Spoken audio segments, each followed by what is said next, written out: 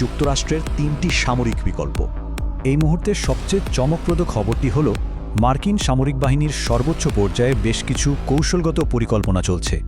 নির্ভরযোগ্য সূত্রগুলো ইঙ্গিত দিচ্ছে যে সেন্টকমের কমান্ডার অ্যাডমিরাল ব্র্যাড কুপার এবং joint chiefs chairman general Dan Kane Donald ট্রাম্পের কাছে একটি অত্যন্ত গুরুত্বপূর্ণ ব্রিফিং উপস্থাপন করতে যাচ্ছেন।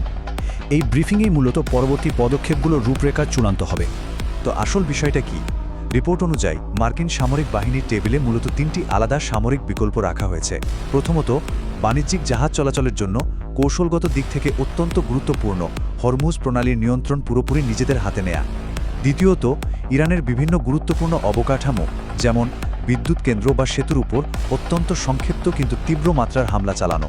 অথবা তৃতীয়ত, স্পেশাল ফোর্স পাঠিয়ে ইরানের উচ্চ মাত্রায় সমৃদ্ধ ইউরেনিয়ামের মজুদ নিজেদের কবজায় নিয়ে আসা। কিন্তু এই তৃতীয় বিকল্পটা নিয়ে একটু কথা বলার দরকার, কারণ ইতিহাস বলছে এটা অত্যন্ত ঝুঁকিপূর্ণ। এর আগে ইস্পাহানে ইউরেনিয়াম সুরক্ষিত করার লক্ষ্যে ঠিক এমনই একটা স্পেশাল ফোর্স মিশন মারাত্মকভাবে ব্যর্থ হয়েছিল। ওই বিপর্যয়ের ফলে শুধু যে মার্কিন সামরিক বাহিনী পিছিয়ে পড়েছিল তাই নয়, বরং যুক্তরাষ্ট্রের অত্যন্ত সংবেদনশীল অ্যাভিয়েশন প্রযুক্তিও ইরানি বাহিনীর হাতে উন্মোচিত হয়ে পড়ার মতো একটা ভয়ঙ্কর ঝুঁকির মুখে পড়েছিল। 3 নম্বর ভাগ, ইরানের কঠোর প্রতিশোধের হুঁশিয়ারি। এখানে দুই পক্ষের চিন্তাভাবনার আকাশ পাতাল তফাতটা একদম স্পষ্ট। একদিকে সূত্রমতে যুক্তরাষ্ট্র চাচ্ছে নিজেদের সম্মান বাঁচাতে একটা সংক্ষিপ্ত এবং তীব্র হামলা করে দ্রুত বেরিয়ে আসতে, যাতে তারা অন্তত একটা বিজয় দাবি করতে পারে। কিন্তু ঠিক এর বিপরীতে ইরানি সূত্রগুলো কড়া ভাষায় সতর্ক করে দিচ্ছে যে কোনো ধরনের মার্কিন হামলায় একটি অন্তহীন দীর্ঘস্থায়ী যুদ্ধের সূচনা করবে। অর্থাৎ যুদ্ধ যুক্তরাষ্ট্র শুরু করলেও শেষটা ইরানই নির্ধারণ করবে। আর এই কঠোর অবস্থানটাকে কথা একেবারে নিখুঁতভাবে ফুটিয়ে তুলেছেন IRGCর জেনারেল সৈয়দ মাজিদ মুসাভি।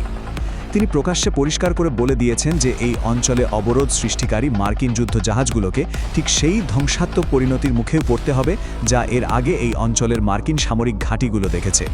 উত্তেজনা যেন এখানেই শেষ নয়। ইরানি সামরিক কর্মকর্তারা দাবি করেছেন যে তাদের কাছে এমন কিছু আশ্চর্যজনক নতুন অস্ত্র রয়েছে যা আগে কখনো প্রকাশ করা হয়নি। রিপোর্ট বলছে এই অস্ত্রগুলো নাকি প্রতিপক্ষের শরীরে মারাত্মক ধরনের শারীরিক প্রতিক্রিয়া সৃষ্টি করতে সক্ষম। ইরান এটাকে যে কোনো মার্কিন বা ইসরায়েলি সামরিক পদক্ষেপের বিরুদ্ধে একটা বিশাল ঢাল হিসেবে দাঁড় করাচ্ছে। এবার 4 নম্বর ভাগ, বৈশ্বিক খেলোয়াড় ও তাদের প্রতিক্রিয়া। আন্তর্জাতিক অঙ্গনেও কিন্তু অনেক কিছু ঘটে যাচ্ছে। একটি বড় খবর হলো রাশিয়ার প্রেসিডেন্ট ভ্লাদিমির পুতিন এবং ডোনাল্ড ট্রাম্পের মধ্যে সম্প্রতি টানা 90 মিনিটের একটি ফোন আলাপ হয়েছে। জানা গেছে ওই আলাপে পুতিন ইরানে যে কোনো ধরনের মার্কিন হামলার বিরুদ্ধে ট্রাম্পকে সুস্পষ্টভাবে সতর্ক করেছেন। শুধু তাই নয়, রাশিয়া যে শেষ মুহূর্ত পর্যন্ত তেহরানের পাশে শক্তভাবে দাঁড়িয়ে থাকবে সেটাও নিশ্চিত করেছেন। সম্ভাব্য এই সংঘাতের মাত্রাটা আসলে কত বড় হতে পারে? পুতিনের দেয়া একটি সংখ্যা শুনলে চমকে যেতে হয়, 3 কোটি। রিপোর্ট অনুযায়ী পুতিন সতর্ক করেছেন যে যুদ্ধের পরিস্থিতি তৈরি হলে ইরানের প্রায় 3 কোটি মানুষ লড়াইয়ে যোগ দিতে প্রস্তুত। আর এটা যদি সত্যি হয় তবে তা যুক্তরাষ্ট্রের জন্য সামরিক হিসাব নিকাশ পুরোপুরি উল্টে দেবে, সেটা বলাই বাহুল্য। এদিকে বৈশ্বিক মিত্ররাও কিন্তু মুখ খুলতে শুরু করেছে। যুক্তরাষ্ট্র এই সংকটের কোনো সুনির্দিষ্ট সমাধান করতে না পারায় আন্তর্জাতিক মহলে সমালোচনা বাড়ছে।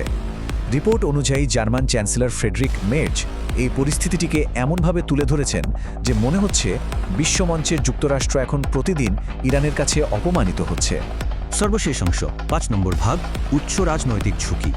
আন্তর্জাতিক টানাপোড়েন তো আছেই, সাথে যুক্ত হয়েছে যুক্তরাষ্ট্রের অভ্যন্তরীণ রাজনীতির বিশাল চাপ। ক্যালেন্ডারের দিকে তাকালেই বোঝা যায় সময়ের কাঁটা টিকটিক করছে। সাংবিধানিক নিয়ম অনুযায়ী সামরিক কার্যক্রম চালিয়ে নেওয়ার জন্য আগামী 1 মের মধ্যে কংগ্রেসের অনুমোদন পাওয়াটা বাধ্যতামূলক, তা না হলে বড় ধরনের সাংবিধানিক লঙ্ঘনের ঝুঁকি আছে। আর এর ঠিক পরেই নভেম্বরেই ঘাড়ের ওপর নিঃশ্বাস ফেলছে যুক্তরাষ্ট্রের মধ্যবর্তী নির্বাচন। এই অচলাবস্থার দ্রুত সমাধান না হলে ক্ষমতাসীন দলকে নির্বাচনে বিশাল মাশুল গুনতে হতে পারে। আর এই পুরো পরিস্থিতি আমাদের একটি চূড়ান্ত এবং সবচেয়ে গুরুত্বপূর্ণ প্রশ্নের সামনে দাঁড় করিয়ে দেয়। ভূ রাজনৈতিক অচলাবস্থা আর দেশীয় রাজনীতির ডেডলাইনের এই ভয়াবহ চাপে এই চোরাবালি থেকে রক্ষা পেতে যুক্তরাষ্ট্রের শেষ পর্যন্ত কোন পথটি বেছে নেবে?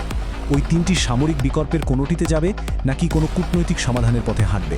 এই উত্তেজনার পারদ শেষ পর্যন্ত কোথায় গিয়ে ঠেকে সেটাই এখন দেখার বিষয়।